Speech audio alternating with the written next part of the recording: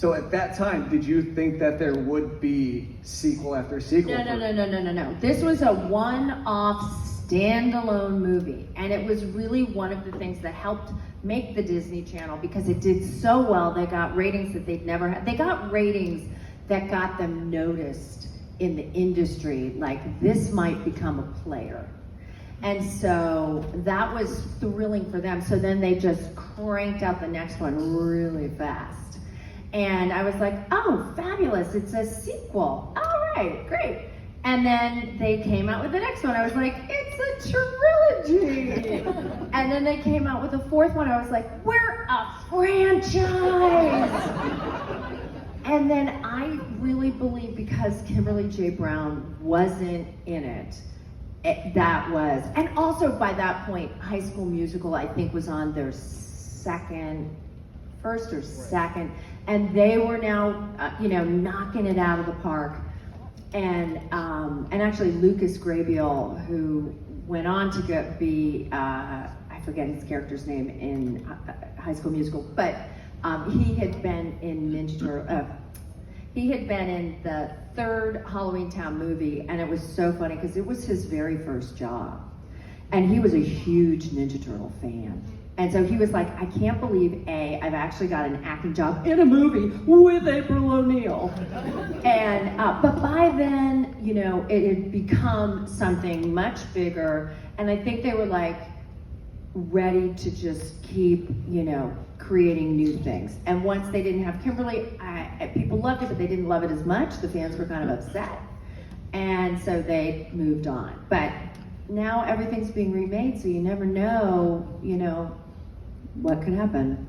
Exactly, especially Disney Plus streaming. Disney Plus, they just redid Hocus Pocus. Yeah. I know Kimberly would come back, so. So do you feel obligated now that you've been in the Halloween Town movies that you have to decorate, that you have to go big at Halloween? Oh, I went big at Halloween way before Halloween Town. Oh no, Halloween is a season. And it actually kicks off the holiday season. It begins with Halloween. So, and I have kids. And when they were little, we decorated, even before I had kids, as soon as I owned my own house, and like you could have trick or treat, because I lived in New York City. Kids don't really trick or treat in apartment buildings. They do a little bit, but also, I'm old enough that I've watched, the growth of Halloween. It used to just be, one day, and and when you live in Los Angeles, so we lived near where I lived. It was a lot of people in the industry, so there were production designers. So you'd go to people's houses at Halloween, and they would have the most, like they'd start in August, and they'd build this stuff, and I feel like it was people who worked at Disney, it was people who worked at like Hanna-Barbera, it was people who really were incredibly talented, and you'd go to these houses and you're like, okay, game on, we're going for it. And so one year we even had a haunted house that people could go through. Oh yeah, no, we were into it. So are you still into it now? I'm not, because now where I live, I live in Nashville. I live on about 20 acres, and you'd have to come up a long driveway. So no. You better be, if somebody's gonna make that walk, you better be handing out. Well, let me tell you, I live in Nashville, Tennessee, and that place, there's always a party happening all the time. And one of my best friends lives for Halloween. She actually has a container in her backyard filled with Halloween crap. It's like, you name it, it's in. She's like, let me go to the container. She's got all kinds of stuff. So it's still on, but I go out for it. That's awesome. Yeah. That's awesome. Yeah. And I'm a bit full-size candy bars people. I was always full-size candy bars. We were very serious about that. And then we switched to like bags of chips and stuff, because you know how after a while, like you've had so much sugar, you just need a little salt. So we did that. We tried to be very considerate about your needs. You weren't a raisins giver, were you? A what? A raisins giver? Oh, hell no. What is that about? You might as well give hot pennies, right?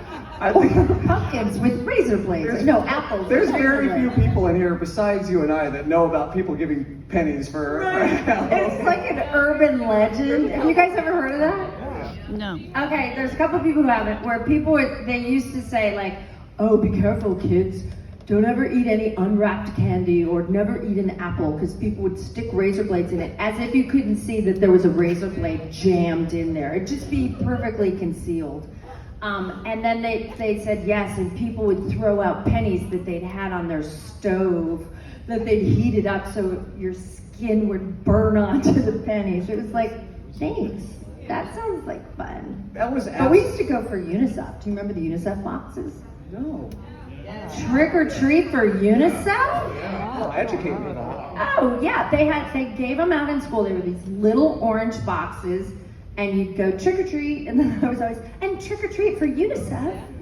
And that's where you'd get those hot pennies, and they'd throw them in your box, and then you'd turn them in at school. Except I think a lot of kids didn't turn in their boxes. I know a lot of kids over the years made some money off of UNICEF. I do. I always turned my box in because of those kids. They were starving. And so they got my box of, 64 cents. Let's backtrack a little bit to. But